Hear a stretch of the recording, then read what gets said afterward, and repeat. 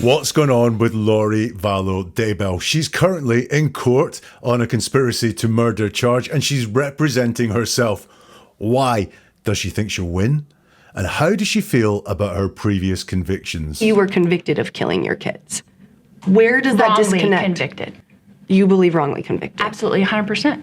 Let's look into her like she's never been looked into before. Welcome to Never a Truer Word, where we look at the words that people choose to use to see if they're telling the truth, the whole truth, and nothing but the truth. What I do here is different from anywhere else because I strip away everything apart from the words that are said, then use my process of statement investigation to give you the key to seeing deception, seeing the truth, and seeing the motivations of a person. Now, Lori, at the time of recording, is representing herself in court, where she is charged with conspiracy to murder her ex-husband. She's given a pre-trial interview where she talks about why she's chosen to represent herself, and she's asked about her previous convictions, including those convictions for killing her own children. Now, what I'm going to look at here is repeated words and ideas. What we talk about a lot, what we keep bringing up, even especially when we're not asked about them, gives us an insight into what is important to us. And I think that is going to give us an insight as to what is important to Lori Vallow Daybell. So let's listen to some of that interview that she gave before the trial, including the very, very first question she was asked. First and foremost, I want to ask you, why did you decide to represent yourself at this trial? There's lots of reasons. Obviously, being pro per is not an easy job. I'm not an attorney. I do not have training to be an attorney. There's something that I figured out when I got to this jail. You know, this experience has been 5 years running. Okay. I went through a whole trial, before in my other state, and then I was brought here to Arizona to face some more serious charges. And I came here with the intention of having a speedy trial, right? I wanted to, these charges came first, right? So they're like 5 years old. So I, first talked to the attorneys. I was like, they've had 5 years, the prosecutors, to put their case together, and I really want to go to trial. Like, we need to go. So I'm in a max pod, with the max women, and there's about 8 women in my pod facing death penalty. And, I was facing the death penalty in Idaho. I was the only one in that jail because it was a very small town and a small jail. But here, these women have been waiting for their trials for 5, 6, 7, 8 years to go to trial in a jail, okay? And then during this experience, I've been in 4 different facilities during this experience, right? Because I've been shuffled all over the country, right? Came from Hawaii to Idaho to Boise, back and forth. So I've experienced 5 different facilities now. This is the 5th facility I've been in, and it is the worst. Okay, so first answer, and I think there is so much revealing in this answer from her. The question is, first and foremost, I want to ask you, why did you decide to represent yourself at this trial? Now, you've heard what she had to say. Can you tell me why she decided to represent herself at the trial? She doesn't answer the question. That means that everything she gives us is a diversion or something she thinks is more important to say than answering the question that was asked of her. Therefore, that's going to reveal to us lots about her thought process, lots about what is important to her, because she didn't answer the questions. She's asked, why did you decide to represent yourself at this trial? And she says, there's lots of reasons. And then does not give us any reasons at all. She says there's lots of them, but if there are lots of them in her head, she's not going to share. She's off on her own train of thought, and this is going to reveal what is important to her. So she says, obviously being pro per, it's not an easy job. I'm not an attorney. I don't have the training to be an attorney. There's something I figured out when I got to this jail. Okay. So here is her priority. And the first thing she focuses on is all the things that she's going to be really bad at. It's not an easy job. I'm not an attorney. I don't have the training to be an attorney. She's focused on what she doesn't have. She's really digging into all the reasons why this is not the right thing to do, or not a clever thing to do, or something that she has no experience of doing. She's telling us, and I think this is setting some expectations up here. She's not sitting here going, I'm going to be a great attorney. There is no one better to do this job than me because I know my case inside out. No one's going to stand up for me like I'm going to stand up for me. That's not what she does. She tells us why it's going to go badly. She tells us it's not an easy job.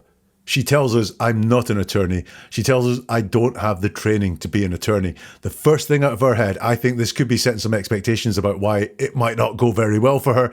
Maybe she doesn't care about that. We'll come on to that as we go through the analysis.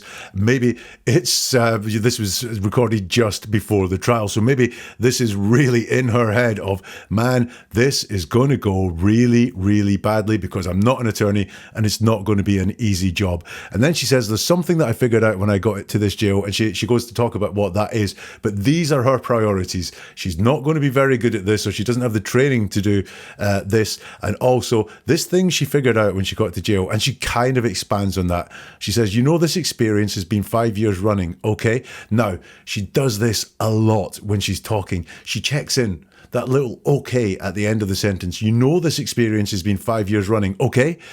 Now, that is either her sort of controlling personality saying, okay, this is the truth. I'm saying okay at the end of it to check that you get how important this is. Okay, right, this is important. I'm commanding you that this is the deal. Okay.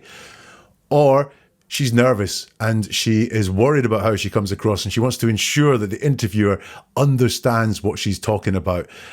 For me, I go with the first one. I think this is a bit of controlling language. She's putting in convincing things like, okay, to say, don't question any of this. This is damn obvious. That's why I'm saying okay at the end of it. Then look at how much legal concepts come up in the next part of this answer. She says, I went through a whole trial, before in my other state, and then I was brought here to Arizona to face some more serious charges. And I came here with the intention of having a speedy trial, right? I wanted to, these charges came first, so they're like 5 years old. Big old mishmash of an answer there.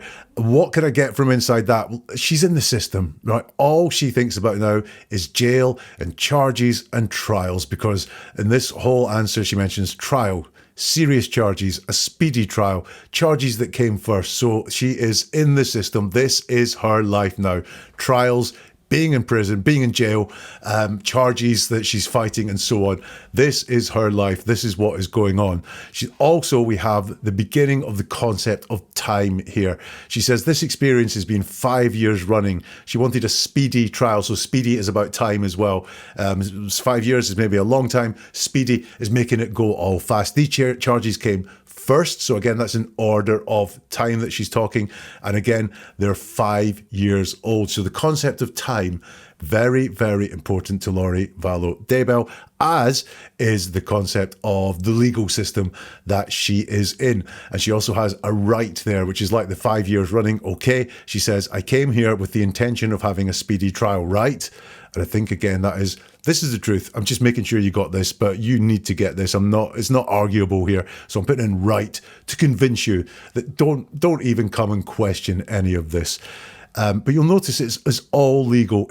None of it is personal. She doesn't talk about herself, her emotions, anything that she's going through at all. It's all about the legal process there, that part of the answer.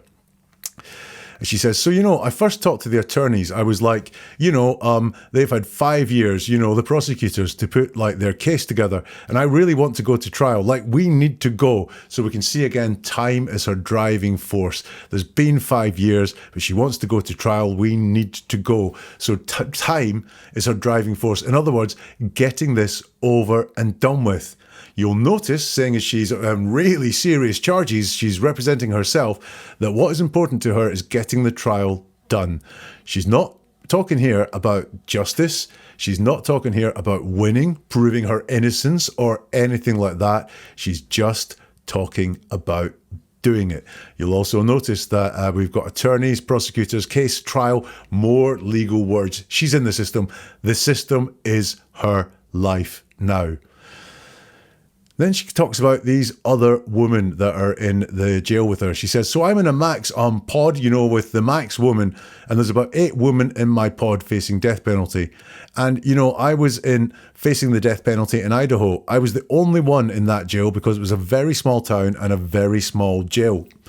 So she brings up these other women, and she's got this kind of concept of, I'm doing it for these other women. I'm not just doing it for me. I'm not selfish, Lori Vallow Daybell at all.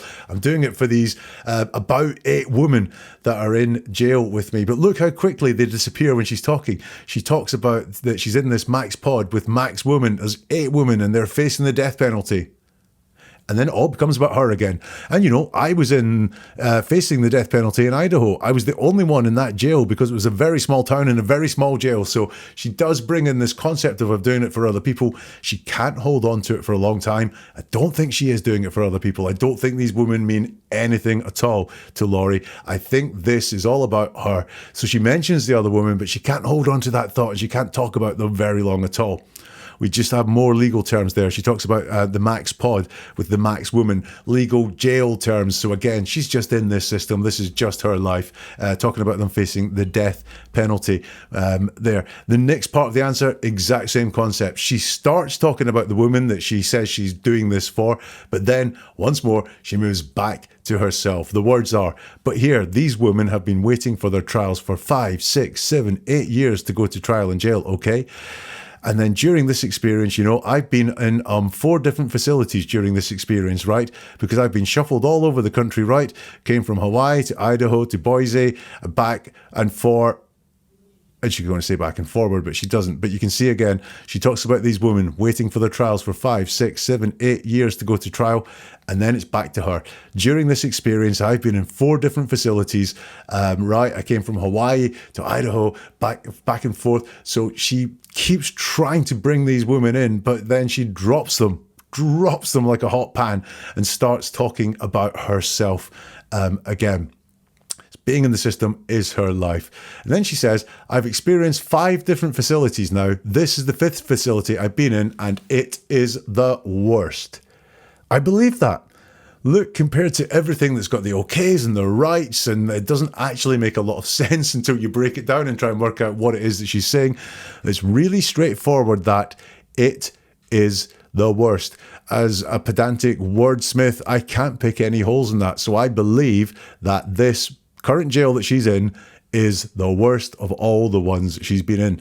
Listen, this is the very first question in the interview. And what do I get there? Listen, so far, she doesn't say why she's representing herself. For some reason, she's keeping that hidden. I believe the reason for that is that she just wants to get on with it in time. In fact, potentially, she thinks it's a waste of time, this trial, that she's going to be found guilty. And therefore, why go through all the palaver of all the attorneys and long preparation periods when she can represent herself and just get out of there? She's definitely in the system. All these legal and jail terms just come to her really, really easily. She introduces these other prisoners that she's doing it for, if you like, but no, she goes back to herself very, very quickly. And then all these check-ins, the rights and okays, I think are very convincing, making sure with controlling language that the interviewer believes her. So that's question number 1 down. Let's listen to some more from Lori Vallow Daybell. What exactly about the conditions bothers you the most? Because, everyone's going to say, what did you expect? You've been convicted of multiple murders. So what were you expecting in this jail? Well, the people that are in this jail haven't been convicted of anything, that are in the same exact situation as I am. They're innocent. They're innocent right now, and they've been here for 5, 6, 7, 8 years eating slop.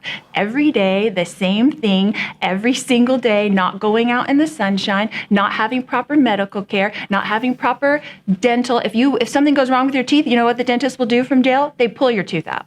That's it. So you're fighting for the other inmates here who are waiting for their time in court. This is what I found out.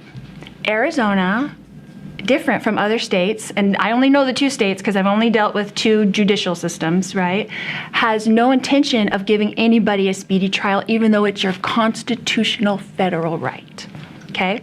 So what I am fighting for these women. I'm fighting for these women and trying to set a precedence here that you can't just leave these women in jail for years, because the conditions at the prison, if you do get convicted, are a million times better than they are at the jail. Jails are not designed. They're not all over the country. Jails are not designed to let you stay long term. The average person in jail goes 3 months.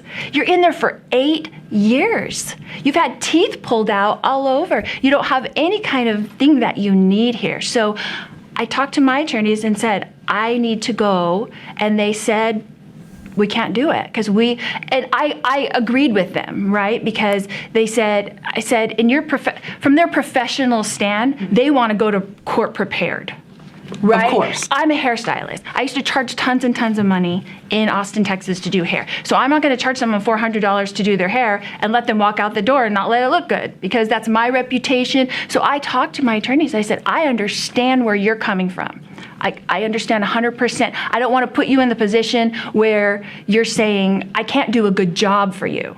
I can't do this for you in this amount of time. But I've been working on my case for 5 years. So I know my case better than an attorney can learn it in 2 years. But here's the thing. When you waive your speedy trial, then they can keep you here as long as they want. There are intelligent, strong, beautiful women in here that have been here for 8 years because of family tragedies. It's the same like my case. A family tragedy, not a crime. A family tragedy. And they're waiting and they're facing the death penalty for a family tragedy. I know these women. I talk to them every day. I try to uplift, strengthen, and help women in this jail. And I think that's the purpose why I'm here. I've just got visions of everyone that clicked on this episode thinking, let's do an intelligent dive into the words of this woman, and I've ended up getting a lesson in hairstyling and dentistry. Okay, so it's all quite odd from what we heard there. What can we get from the actual words that she uses? She's asked, what exactly about the conditions bothers you the most? Everyone's going to say, what did you expect? You've been convicted of multiple murders, so what were you expecting in this jail?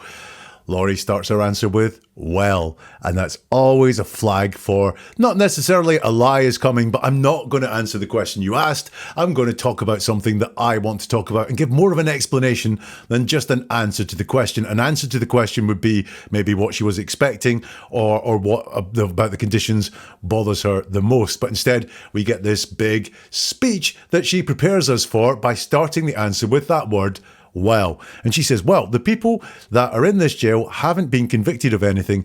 That are in the exact same situation as I am. They're innocent. They're innocent right now.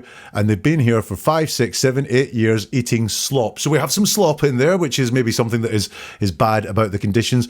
But you'll notice that she does not include herself in the innocent people. She includes herself outside of that, or she disincludes herself, if you like. She doesn't say, we're innocent right now. She says, they're innocent right now. So while she's trying to get herself together with these women, she talks about them and as distant from her. She's not part of this group. It's they're innocent right now. Interesting, I think she's using legal concepts, which is they're innocent right now, but when they go to court, they could well be guilty, I think is what brought that form of words along. But it's interesting that she does not think of herself and does not join herself to the group of innocent. She says every day, the same thing, every single day, not going out in the sunshine, not having proper medical care. Now, notice that she doesn't say she experiences this. She doesn't say anyone actually experiences this. There's no pronouns in there at all to say who suffers these things. It's just this strangely bland, generic phrase, every day, the same thing, every day, not going out in the sunshine, not having proper medical care, and then not having proper dental. If something goes wrong with your teeth, you know what the dentist will do from jail? They'll pull your tooth out. That's it. That is the most that she has to say. She's talked about slop. She's talked about every day the same thing. And then there's this really long phrase about the dental care, not having proper dental. If something goes wrong with your teeth, you know what the dentist will do from jail? They'll pull your tooth out. That's it. Again, she doesn't say that has happened to her. She just talks about it. But interesting that this is the thing that she has expanded most on in terms of what is wrong in the prison, in the jail. It's the dental care there. And like I say, is any of this really happening? Because she doesn't say it's happened to someone. It's just a concept, if you like, that she's raising. So the interviewer says to her, you're fighting for the other inmates here who are waiting for their time in court. Yes, no question. She can say, yes, I am fighting for these inmates. She can say, no, I'm not fighting for these inmates. I'm doing it for myself or something like that. She doesn't start her answer or have yes or no anywhere near the beginning of her answer. So she's gone again into one of these things that's maybe pre-prepared or maybe it's just in her mind. And she does seem to have a very hyperactive mind that she wants to get out. So she's going to take a question and make her answer fit that question. She goes, this is what I found out. Arizona, different from other states, and I only know the two states because I've only dealt with two judicial systems, right? And this feels very commanding, and do listen to me. I'm an authority on all of this. I think a controlling personality is coming out there. So anyway, Arizona has no intention of giving anybody a speedy trial, even though it's your constitutional federal right, okay? So what I am fighting for these women, I'm fighting for these women to trying to set a precedence here. So she does say, I'm fighting for these women. Going to be a concept that's going to become important as we go through the analysis. I am fighting for these women. So eventually, after talking about Arizona and speedy trials and so on, she does come back to something that she was asked in the question, which is, what are you fighting for? Still not quite sure what it is. I'm fighting for these women and trying to set a precedence here that you can't just leave these women in jail for dear years, because conditions at the prison, if you do get convicted, are 1,000,000 times better than they are at the jail. So we've been told that these women are innocent, or it's been hinted that they are innocent, but you'll see what she's fighting for here is just better conditions, a move to the prison, because there's no mention of justice for these women. There's no mention of setting innocent people free. And she also implies that they are all going to be found guilty, because the best thing that she can fight for is they will get out of the jail into the prison where the conditions are 1,000,000 times better. So even she doesn't think that anyone in this whole process is innocent or is going to be found innocent at trial. I think that includes her. I think, again, this is just all about time. She just wants to move from this jail that she does not like towards a prison where she's told that conditions are 1,000,000 times better. She tells us jails are not designed, they're not all over the country, jails are not designed to let you stay long term. She says the average person in jail goes 3 months. You're in for there for 8 years. You've had teeth pulled out all over. So once again, she's gone to having teeth pulled out. I think there's a reason why she mentions having teeth pulled out, which we'll come to again later on there. But listen, the question was about fighting for the other woman. And she says, you don't have any of that kind of thing you need here. So I talked to my attorneys and I said, I need to go. And they said, we can't do it because I agreed with them, right? So once again, she's asked about these other women and she sort of mentions them. She gives them some lip service, but then whoosh, it all comes back to Lori Vallow Daybell, the most important person in her world by far. She wants to give us this impression she's doing it for other people, that she's a very nice person and she's very worthy in doing things for other people. This is not just about me, but it's for everyone, these 8 women that are there. But it's all about her, because every time she starts talking about those other women, it just comes back to her. So she starts getting a little bit stuttery here. The attorneys said, we can't do it because that tails off, and she says, I agreed with them, right? That stutter on the I suggests there's some nervousness there.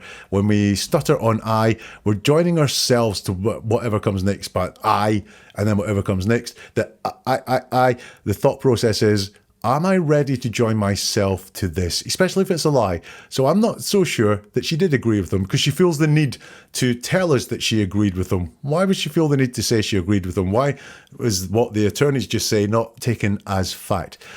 Because I said, in your from their professional stand, they want to go to court prepared, right? Now you can see how this is starting to fall apart here. It's getting very stuttery. I agreed with them because I said, from their professional stand, they want to go to court prepared, right? And then she says, I'm a hairstylist.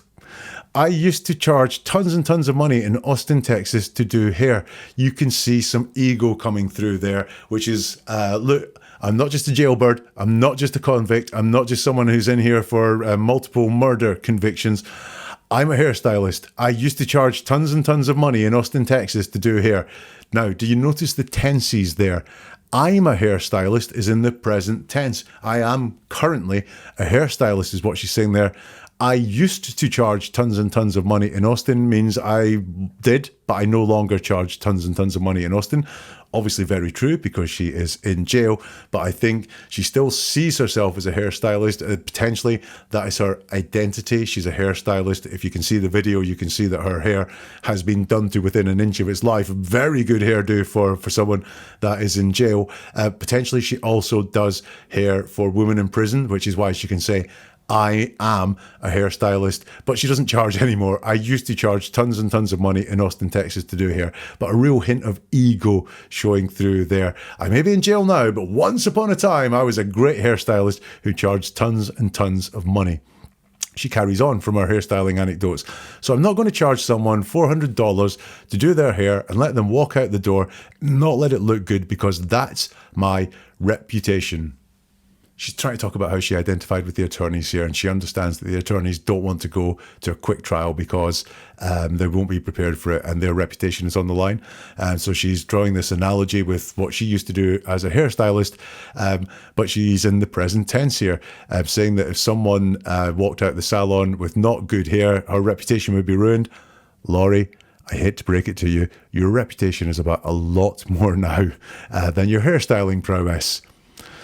So I talked to my attorneys. I said, I understand where you're coming from. I understand 100%. We've got the stutter coming here again on the word I, so I'm not sure she did understand 100%. It's not true. She's stuttering because she doesn't want to join herself to a lie, because that's what no one, or in general, people don't like to join themselves to a lie. I understand 100%. I don't want to put you in the position where you're saying, I can't do a good job for you. Another stutter on the I. I can't do this for you in this amount of time, but I've been working on my case for 5 years. Do you think it's been 5 years, by the way? She has mentioned that once or twice. So I know my case better than an attorney can learn it in 2 years. But here's the thing. When you waive your speedy trial, then they can keep you here as long as they want. And in here, we have the concept of time coming back again. An attorney can learn it in 2 years. When you waive your speedy trial, so speedy is again about time, they can keep you here as long as you want. So once more, she's on this concept of time and trying to hurry up time with this speedy trial. She goes back to the women. They are intelligent, strong, beautiful women in here that have been here for 8 years because of family tragedies. It's the same like my case, a family tragedy, not a crime. Now, she talks about her case, and man, a lot of people have died that have been surrounding Lori Vallow Daybell, and she's been convicted of the murder of quite a few of them. And she's calling it not a crime, it's a family tragedy, which I think is a personal definition of comfort, that she is going to think of these not as her killing people or not as her being involved in the death of these people. It is a family tragedy. I think that gives her comfort to say it out loud like that. It may give her comfort inside her head to refer to them as family tragedies. And they are family tragedies. That is a real, genuine, valid way of describing what has happened. It is a tragedy that has befallen a family. However, that's softening it slightly in terms of her involvement in what has happened. But I think this is just how she likes to caption it, how she likes to call it, how she likes to put a label on it. It's a personal definition that brings her comfort, calling them a family tragedy, not a crime. She says a family tragedy, and they're waiting. Again, a time reference. And they're facing the death penalty for a family tragedy. I know these women. I talk to them every day. I try to uplift, strengthen, and help women in this jail. And I think that's the purpose why I'm here. What is the purpose? I wasn't quite sure. To uplift and strengthen them, maybe. But look, she doesn't really believe that because she uses some vague language to talk about it. It's, I try to uplift, strengthen, and help women in this jail. So it's not I do, it's just I try to do this. And I think that's the purpose why I'm here. So there's two vagueness words in there, try to uplift them, and I think that's the purpose why I'm here. That's been quite a lot. So far in this answer, look, her focus is on getting moved. I'm getting moved quickly, I think, because we've seen all those concepts of time. She wants to go to prison where conditions are 1,000,000 times better than where she is now. Lots about image. the teeth being missing, the hairstylist, which is obviously all about how you look, but also how she comes across. She wants to talk to us about her business acumen, that she's not just this jailbird or this person known for family tragedies, in inverted commas. But hey, she used to have business acumen. She used to run a great business that she had a great reputation for, as well as the hairstyling, as well as having teeth removed. Image seems to be very, very important to us. And then she wants to talk to us about helping others and show us how nice she is. She's helping these women. She's reasonable with attorneys. Not sure I buy a hell of a lot of that. From Lori Vallow Daybell. Now, she spoke about personal tragedies. This is very interesting. What happens when the interviewer pushes her on these family tragedies? Can you define family tragedy for me? Yeah. Obviously, you were convicted of killing your kids. Where does that Wrongly disconnect? convicted. You believe wrongly convicted. Absolutely, 100%. So then, how do you address that? You were convicted of it. They're not here. So what happened? Okay. Can we cut for just a second? Well, that was interesting. Can you define family tragedy for me? She says, yeah. So there's a yes or no question that she says yeah to. The interviewer says, obviously you were convicted of killing your kids. Where does that disconnect? And then Lori interrupts and says, wrongly convicted. So she doesn't want to let it go past that she was convicted, which is factual, but she wants to say wrongly convicted. And the interviewer says, you believe wrongly convicted. I think she says it as a question, not a statement. And Lori Vallow Daybell says, absolutely 100%. Now, that's just an interesting answer for me. Number one, it's got the word absolutely in there. It's a yes, no question. You believe wrongly convicted? Yes, I do. No, I don't. But she doesn't say yes or no. It's absolutely. So it's not just yes, it's absolutely, which she's using like a superless to persuade us that she really does believe she was wrongly convicted. She feels like yes would not be persuasive enough, would not show enough commitment and passion for how wrongly convicted she is. So she turns it up a notch. She turns it up to 11. Instead of just saying yes, she says absolutely 100%. You'll notice there's something missing from the answer, I hope. You believe wrongly convicted? Absolutely 100%. Lori Vallow Daybell is not in that at all. She doesn't use any personal pronouns. Yes, I was wrongly convicted, or yes, I believe I was wrongly convicted. She takes herself out of that answer altogether and just says absolutely 100%. Then it's all very interesting because the interviewer says, so then how do you address that? You were convicted of it. They're not here, so what happened? And for a woman representing herself, then what happens next is quite strange because an attorney butts in and says, can we cut this now? So for some reason, she doesn't want to talk about her prior convictions. And she looks quite happy with that decision as well. Coming up, Lori Vallow Daybell's mask starts to slip a little bit more. Do you ever feel that you're not being told the full story? Well, you're right. It happens all the time. Lori's doing it to us now. It can happen just in our day-to-day lives. I'm here to give you the key to just seeing that little bit deeper because this is all about hearing the world with new ears.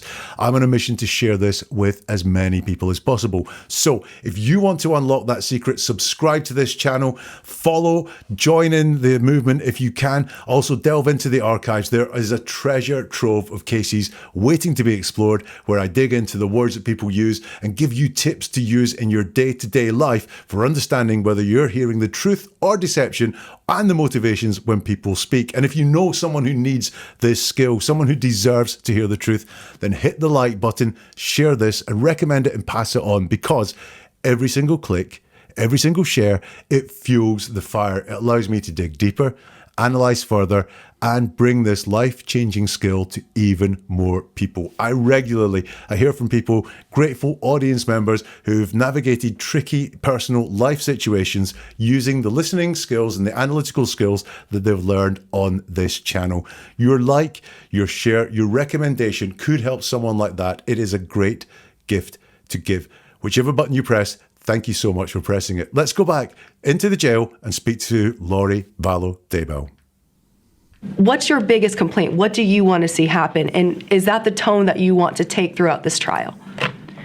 I don't think that I'm trying to set a tone. That's not my intention, is to set a tone. And I'm not a fighter. Okay, so my whole life I've been a peacemaker. I'm a person that loves everybody, a person that gets along with everybody. I don't like to fight. So this is a challenge for me to even fight for myself, to fight for these women, to kind of stand up for the first time in my life, because I'm kind of been, I'm a people pleaser by nature. And it's been really difficult for me, but there's so many wrongs in the system. There's certain things that your attorneys won't say for you, because here's the problem. Your attorneys, they're professionals, right? So they're colleagues with the prosecutors, they're colleagues with the judges. And I get that because I've worked in a professional environment, so I get that. You have to be, they argue their points and then they go out to lunch. Like, I get that, right? I'm not doing that. I'm fighting for my life here, really. There's this notion from people in the public that feel you're representing yourself because you have nothing to lose, that this is a challenge, kind of a show, a game for you. Do you agree with that? I never hear any of this stuff because I'm in a room 23 hours a day and we don't have any access to any kind of news. So, or any kind of anything, really.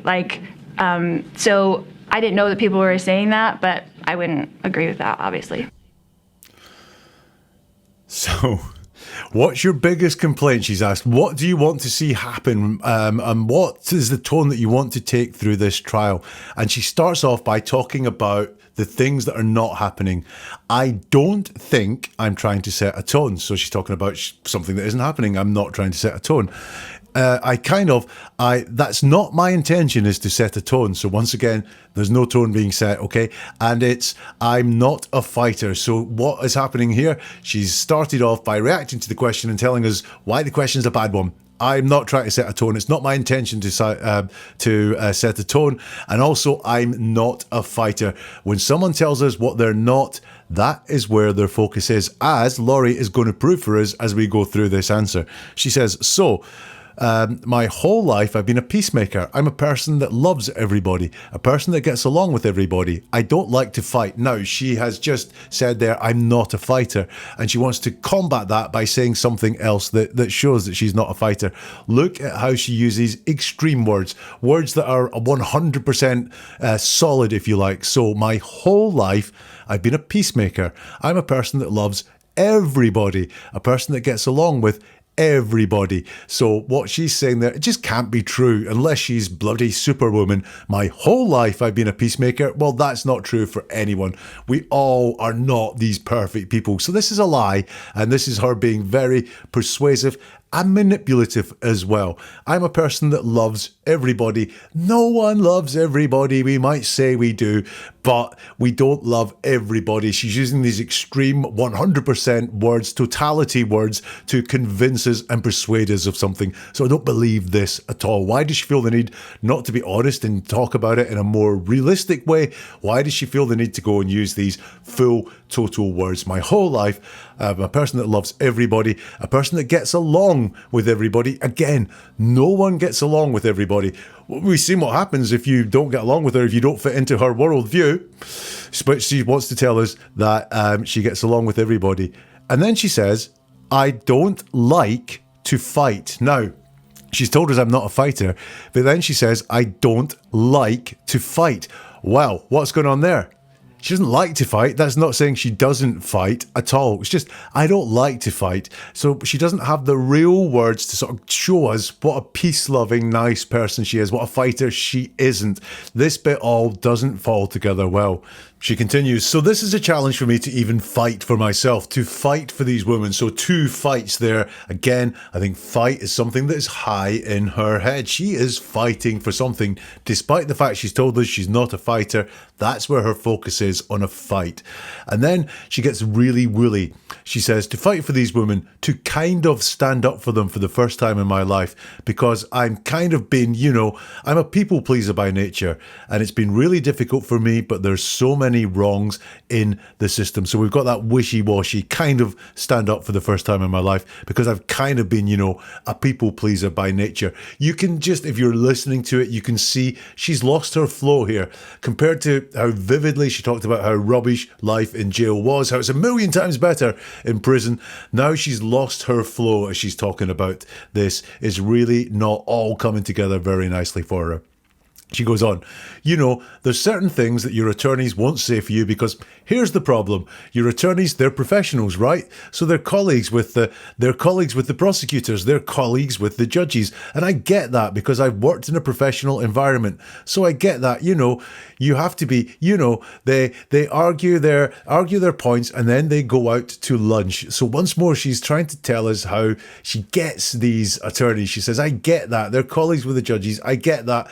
And then she says she doesn't really care for that whatsoever because they're going to let her down if that's who they are. But she does again like to drop in this resume statement to tell us how accomplished she is by saying, I've worked in a professional environment there. So again, this is about appearances to her, how she looks, how she comes across. She's not just someone who's in jail for a long time for killing her children, but also she's a professional. She says, like, I get that, right? I'm not doing that. I'm fighting for my life here, really. Did you notice that there? The women have gone again. She brings them in and talks about them for a little bit and then whooshing, they are gone again. And here she's only talking about herself. What's the fight that she's doing? It's not the fight for these other women. It's not the fight to prove they're innocent or anything like that. It's for herself. I'm fighting for my life here. Really. Remember that time when she said absolutely 100% when asked if she was convinced if she was wrongly convicted? And I said there are no personal pronouns in there. She is not in that statement whatsoever. Look how often she is in this statement. I'm fighting for my life here, really. So I believe she is doing this. She shows lots more commitment to the fight rather than to the wrongful conviction. She is then asked, there's this notion from people in the public that feel you're representing yourself because you have nothing to lose, that this is a challenge, kind of a show, a game for you. Do you agree with that? And she doesn't say yes or no. It's another yes or no question where she decides that she's going to go and give us something different. She says, I never hear any of this stuff because I'm in a room 23 hours a day and we don't have access to any kind of news. So, or any kind of anything really. Like, so I didn't know that people were saying that, but I wouldn't agree with that, obviously. So that's a long time to answer because if you look right back to what the question was, some people feel this is, you have nothing to lose. This is a challenge, a kind of show, a game for you. Do you agree with that? And at the very end there, after saying how she's not aware of any of these things, how she's in a room 23 hours a day, she has mentioned that before, by the way, she doesn't have access to any kind of news. She was not aware these things were being said. And then she says, I wouldn't agree with that, obviously. Obviously, a convincing word. It's a convincer. So it's obviously, don't question this. I wouldn't agree with that. Obviously. She says, I never hear any of this stuff. The word never is in there. Always a red flag for a bit of deception. What does never mean? It means not ever. Well, she's just heard some of the stuff there. And as we'll find out, I never hear any of this stuff is a lie. And what I picked up on that, well, I wouldn't have said this is definitely a lie, but the word never, it's one of those total words. It's like complete solid word. So never hear any of this stuff. I thought, yeah, that's a bit of a lie. And it is, as we will see. So in this section here, huge focus on fighting. Despite the fact she says she's not a fighter, she talks about what it is that she's fighting for. She is fighting for something and she's dead honest about it. She says, I'm fighting for my life. She's lost flow. This is a lot more clunky. You thought this stuff earlier was clunky. This is a lot more clunky than that. And the other women again have gone. This is all about her. Let's hear some more from Lori Vallow Daybell. Going over your case and all of it for years, I mean, it seemed like you had the life that so many wanted in Arizona. You had it all. I loved our life here. Yeah. Why are we here? Like, why are we at the place we're at now? You had that life. Why throw it away? It's tragedy. Families have tragedies. Things happen, and there was a domino effect of tragedies in my life, and that's really sad. What do you describe that domino effect of what? It's probably something that we should save for next time. Do you consider you and Chad still together? Sure, of course. And how is that going to work with you? He's on death row and you are in prison for life. How do you continue that relationship, that marriage? In the best way that you can, the only way that you can. We see a very different tone here. I'll talk you through it as we see it. So the interviewer says, going over your case and all of it for years, I mean, it seemed like you had the life that so many wanted in Arizona. You had it all. She says, I loved our life here. Loved, past tense, but entirely believable. Once upon a time, she did love the life that she had there in Arizona. And then it's put to her, why are we here? Like, why are we at this place where we're at now? You had that life. Why throw it all away? And her response is, it's a tragedy. Families have tragedies. Things happen. And there was a domino effect of tragedies in my life. And that's really sad. Let's unpick all of that. Notice how distant she is with the whole thing. It's a tragedy, not I suffered a tragedy or my family suffered a tragedy. It's just that very distant, it's a tragedy. Families have tragedies. She's talking in general. She's not talking about her own family specifically there. She's talking about all families. Families have tragedies. Again, going to this family tragedy concept, which I think gives her comfort to talk about that she didn't kill her children. It was a tragedy that happened. Makes her, she can say that because it's very easy. Then things happen is the next thing she said. So it's a tragedy. Families have tragedies. Things happen. Things happen. Your children are dead. Things happen. That's downplaying it severely. She says there was a domino effect of tragedies. What does that even mean? She doesn't expand on any of this in my life, and that's really sad. She doesn't say who it's sad for. Again, she is missing any pronouns out of this at all to show us who feels this or who is affected by this. It's just, and that's really sad. She's then asked, what do you describe that domino effect of what? And there's a long pause from Lori, and then she says, it's probably something we should save for next time. So what we are seeing there is avoiding talking about that. She wants to shut this down. And it's not something we should save for something we will talk about next time. It's probably something we should save for next time. I don't know whether she wants to avoid talking about the specifics of the family tragedy and getting more out there. You can see how distant she has put the whole thing and how she's downplayed what happened. I think it's very sensitive to her. Obviously, it would be. Or has she nothing to say on this? Did she think she was giving an interview about the trial that's coming up and about representing herself? Don't know, but she dodges that one and says, I ain't going to talk about this. She wants to avoid talking about it for some reason. She's asked, do you consider you and Chad still together? And she says, sure, of course. Again, nothing personal in there whatsoever. Of course is a convincer. So what a stupid question. Of course I consider us still together is what is in there. It's the language of control that she's giving out there. She doesn't do it a lot, but it does come out. And it's very subtle when she does it, but I do believe a controlling personality, someone who's used to manipulating people and using words to convince others in her life of things by using words like obviously and of course.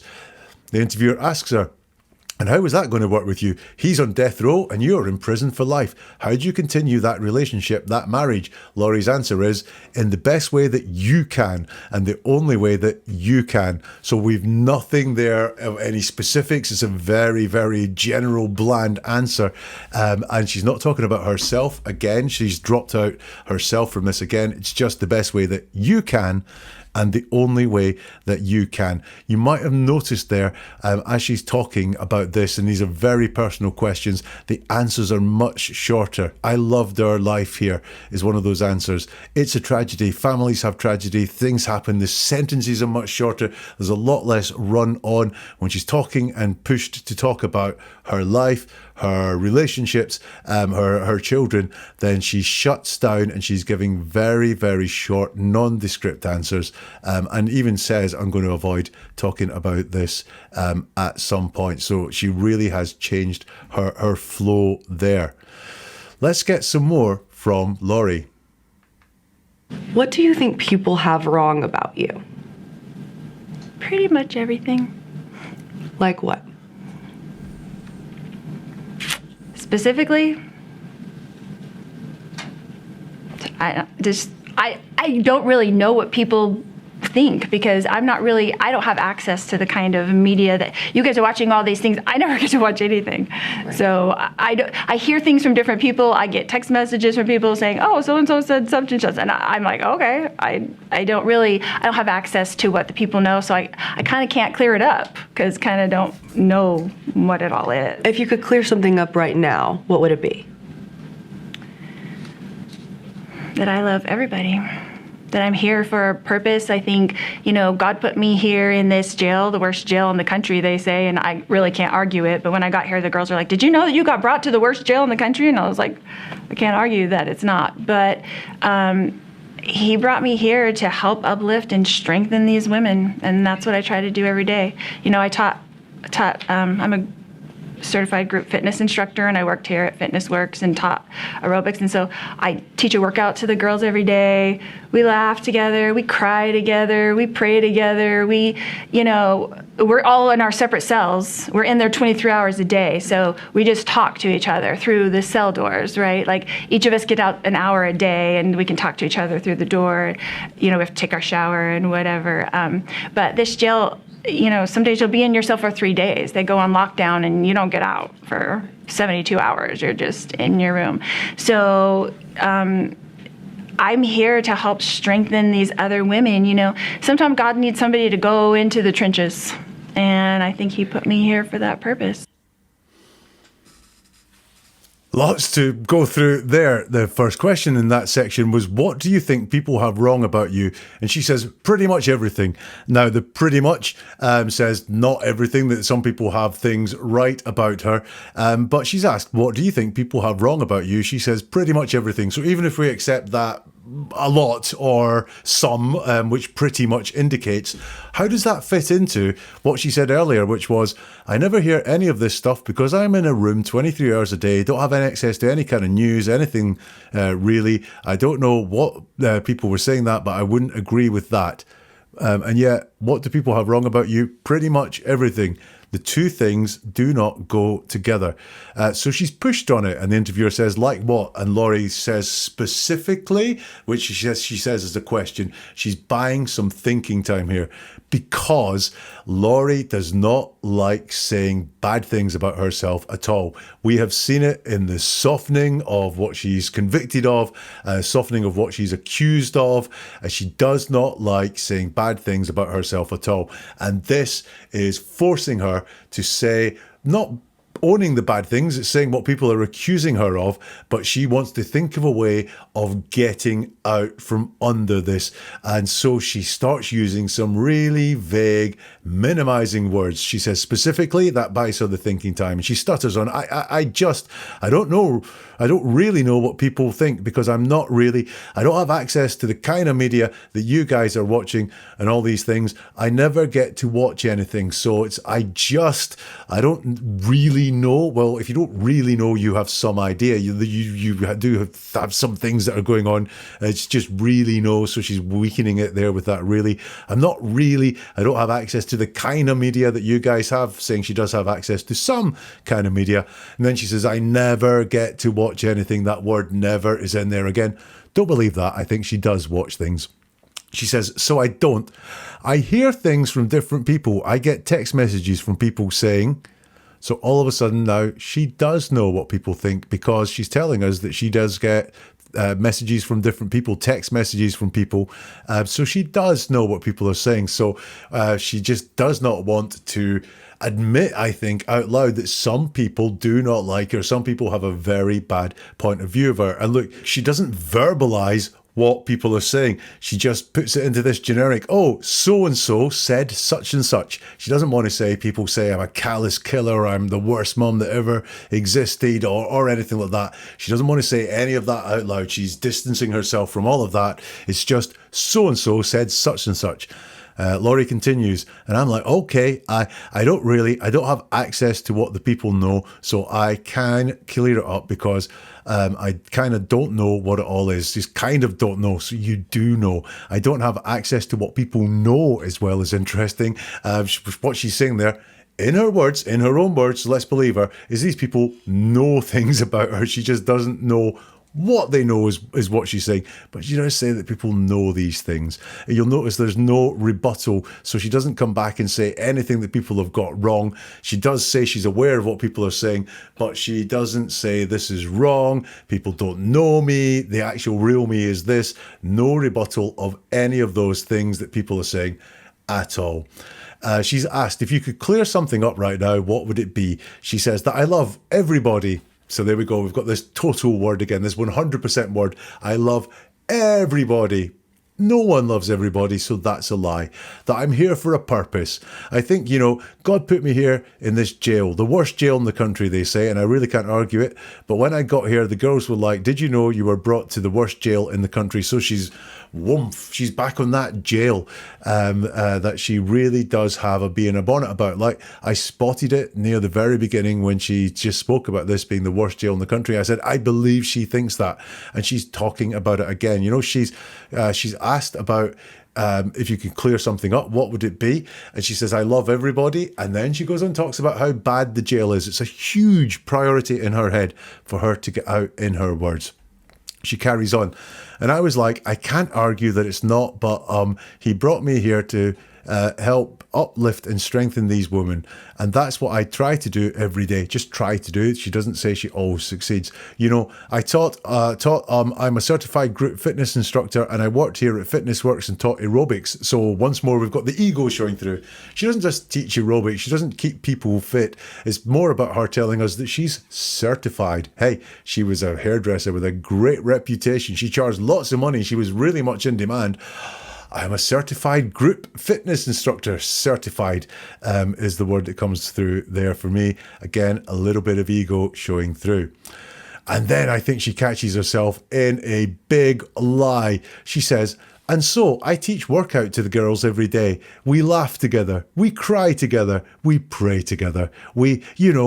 And then she says, we're all in our separate cells, because she has spent so long trying to tell us how bad this jail was, with no sunlight, with the teeth being pulled out, no medical care, 23 hours in your cell, no access to news or anything like that whatsoever. And I think the truth has slipped out here.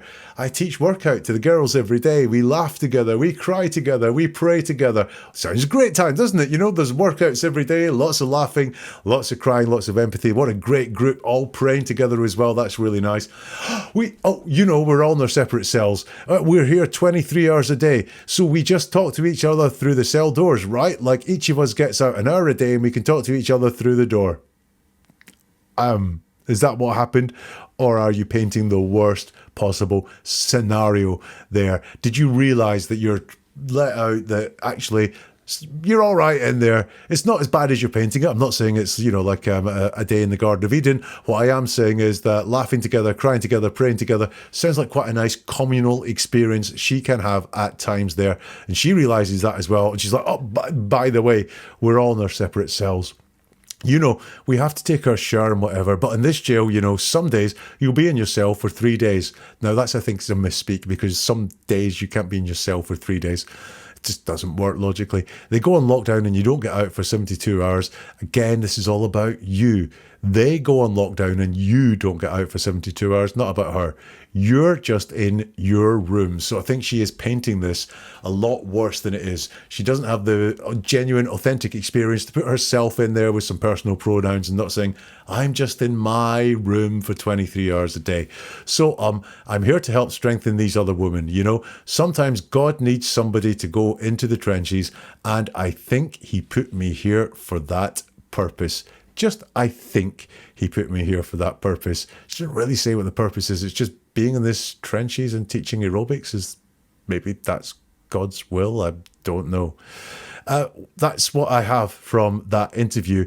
Always useful to look at what is missing. What do I think is missing when I go back there? What would I have expected to hear?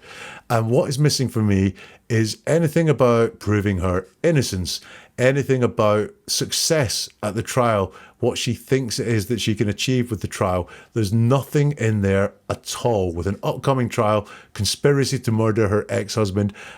She's representing herself, and she does not once try to claim her innocence, hope that she will be able to prove her innocence to the jury or anything like that. I found that really, really, really glaringly missing in what she spoke about in that interview. So that is all I have. The big question is, what is going on with Lori Vallow Daybell? Well, I think she sees a futility here. That question that was put to her, that people say she's just playing a game, she's nothing to lose by defending herself, she's in for life anyway, whether it goes well or goes badly, she might as well get it over with. I think there is a huge sense of futility for her in her words. She doesn't talk about innocence, she doesn't talk about appeals, she doesn't talk about being found not guilty or of clearing her name or anything like that at all. So I think there's a huge sense of futility there. I don't think she has any hope of winning this at all in her head. Not that I don't think she has any hope of winning it with the jury. I don't think she thinks that she has any hope. Image, very important to Lori. She tells us so much about her past glories, the status, the certified instructor, I was a professional once and so on, but it's really flimsy. The status is wafer thin, but I think that's what she kind of like leans on like a crutch because, you know, she spoke about her reputation earlier, and her reputation she thought was about her hairstyling. Lori, not a chance. And also, she really doesn't like the jail she's in, and her priority, we saw the timing and the fact she wants to go speedy, and the fact this has been in the pipelines for a long time being really important to her. She doesn't like the jail she's in. She wants to move from it fast. What do you think?